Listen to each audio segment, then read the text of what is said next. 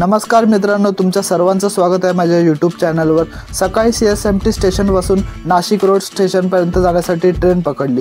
त्यानंतर नाशिक रोड स्टेशनवर उतरून मी पुढचा प्रवास रिक्षाने सुरू केला। नाशिकमध्ये माझा अनुभव खूप खराब होता, कारण येथे जिथे 30 रुपये लागतात रिक्षाला तेथे 50 रुपये चार्ज करत होते आणि खाण्याची सुद्धा जास्त सोयी नव्हत्या। त्यामुळे ठीकठाक होता प्रवास। रिक्षामधून उतरल्यानंतर फ्रेश होण्यासाठी मी एक हॉटेल बुक केलं आणि हे हॉटेलचा व्ह्यू आतमधून बघू शकता। फ्रेश झाल्यानंतर पुन्हा एकदा रिक्षा पकडून मी चाललो पंचवटीला।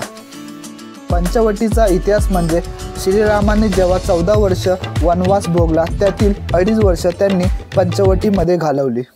पंचवटीच्या गल्ल्यांमधून चालत असताना समोरच मला रामलल्लाचे दर्शन झाले।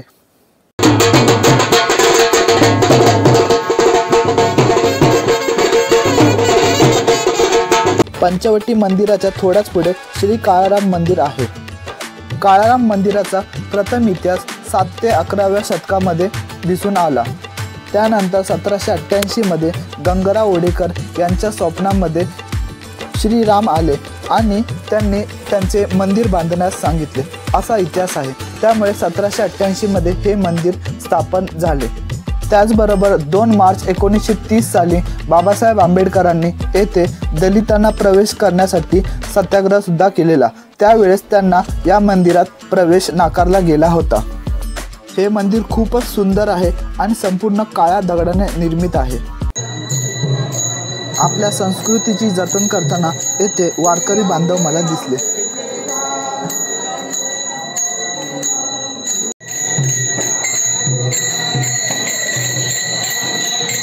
काळाराम मंदिर हे नागर शैलीमध्ये बनवले आहे। त्याचबरोबर हे पाहायला सुद्धा खूप सुंदर आहे आणि एक परफेक्ट कोरीव काम शिल्पकारता आपण येथे दगडावर बघू शकता।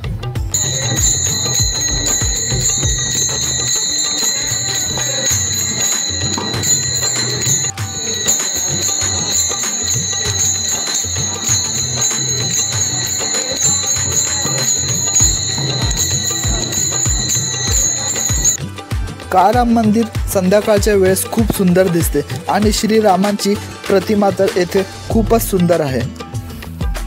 काळाराम मंदिर आणि पंचवटी तुम्ही 1 दिवसामध्ये करू शकता। सकाळी मुंबईवरून निघाल्यावर जवळजवळ 11 वाजता तुम्ही येथे पोहोचाल। त्यानंतर काळाराम मंदिर आणि पंचवटी इथे पाहू शकता। ही समोर दिसत आहे ती आहे पर्णकुटी। या खालोखाल गुफा आहेत जेथे श्रीराम आणि माता सीता राहायचे आणि आता समोर जे दिसत आहे ते आहे रामकंद। असे बोलले जाते की श्रीराम जेव्हा वनवासात होते तेव्हा त्यांनी हे खाऊन सत्य नाही आहे। त्यानंतर मी आता पंचवटीमध्ये आणि म्हणजेच पर्णकुटीमध्ये प्रवेश केला आहे। येथे गुफांमधून आपल्याला जायचं असते, पण व्हिडिओ बनवायला अलाउड नव्हते, त्यामुळे मी व्हिडिओ बंद केला। आतमध्ये श्रीरामांची एक मूर्ती आहे। पर्णकुटीतून बाहेर आल्यानंतर मी निघालो पंचवटी घाटाकडे आणि तिथे तुम्हाला वेगवेगळी मंदिरे पाहायला मिळू शकतात। हे सेम बनारस सारखं आहे आणि तुम्हाला येथे प्राचीन मंदिरे सुद्धा पाहायला मिळतात। येथे एक गोष्ट मला आवडली नाही ती म्हणजे कचरा। येथे मोठ्या प्रमाणात कचरा लोकांनी टाकला आहे। तुम्हाला नदीपात्रात मोठ्या प्रमाणात अस्वच्छता आणि घन कचरा दिसण्यात येतो।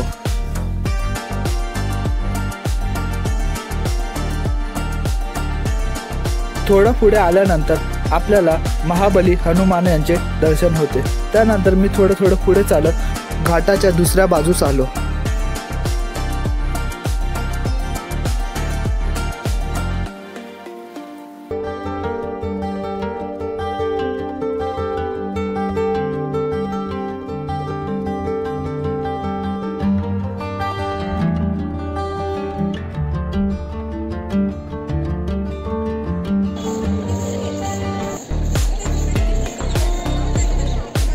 पंचवटी घाटाच्या आजूबाजूला तुम्हाला मोठ्या प्रमाणात प्राचीन मंदिरे पाहायला मिळतात आणि संध्याकाळच्या वेळेस हा घाट खूप सुंदर दिसतो आणि हे सुंदर दृश्य तुम्ही आता कॅमेरामध्ये व्हिडिओमध्ये पाहू शकता।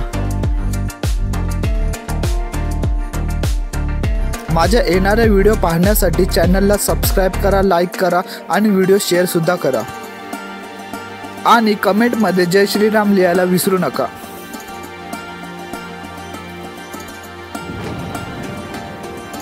तुम्हाला एक नम्र विनंती आहे, तुम्ही जेव्हाही कोणत्या धार्मिक स्थळी जाल तेव्हा तिथे स्वच्छता राखा. व्हिडिओतल्या लहान मुलासारखे करू नका.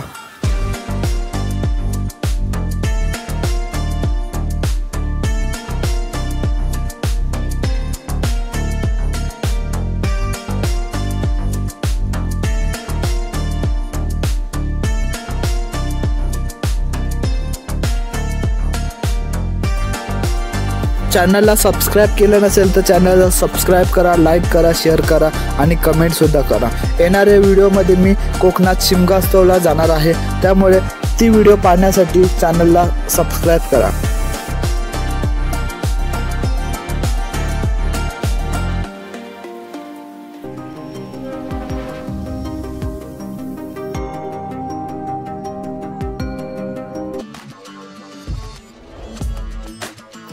इतकी सुंदर सुंदर ठिकाणं आपण आपल्या कृतीने खराब नाही केली पाहिजे. तुम्ही येथे बोटिंगचा आनंद सुद्धा घेऊ शकता.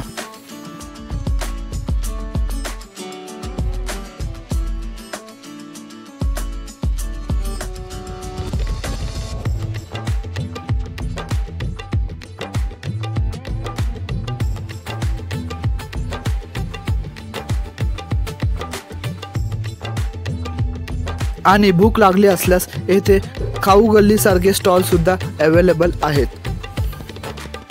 इथे तुम्हाला पाणीपुरीपासून चायनीज भेलपर्यंत सर्व पदार्थ उपलब्ध आहेत.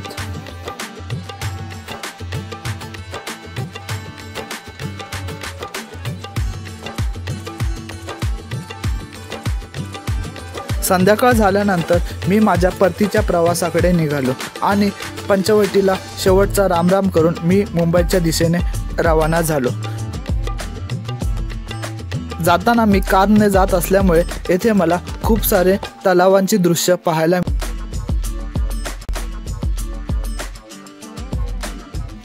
नाशिकची बहुतांशी शेती या धरणांवर अवलंबून आहेत, त्यामुळे धरणांच्या आजूबाजूच्या गावांमध्ये मोठ्या प्रमाणात शेती केली जाते. एका दिवसात मुंबईला परत जायचे असल्यामुळे मला भीमाशंकरला जाता आले नाही, परंतु नेक्स्ट टाइम जेव्हा मी नाशिकला येईन तेव्हा भीमाशंकरला नक्की जाईन. जर तुम्ही एक बाईक रायडर असाल तर नाशिक तुमच्यासाठी जन्नतपेक्षा कमी नाही, कारण येथे मान्सूनमध्ये खूप सुंदर दृश्य आपल्यास पाहायला मिळतात. व्हिडिओ इथपर्यंत बघितली असेल तर चॅनलला सबस्क्राईब करा, लाईक करा, शेअर करा आणि कमेंटमध्ये जय श्रीराम लिहा. मुंबईला जाताना मला एक स्ट्रेंज गोष्ट इथे दिसली, ती तुम्हाला आता मी व्हिडिओमध्ये दाखवतो. तुमची काय प्रतिक्रिया आहे ती मला कमेंटमध्ये सांगा. हे जे समोर डोंगर दिसत आहेत ते समोर आता तुम्हाला या गायी चरताना दिसत आहेत. इतक्या सरळ आणि उभ्या डोंगरावर गायी चरताना बघून मला खूप आश्चर्य झालं. व्हिडिओ शेवटपर्यंत पाहण्यासाठी तुमच्या सर्वांचे धन्यवाद.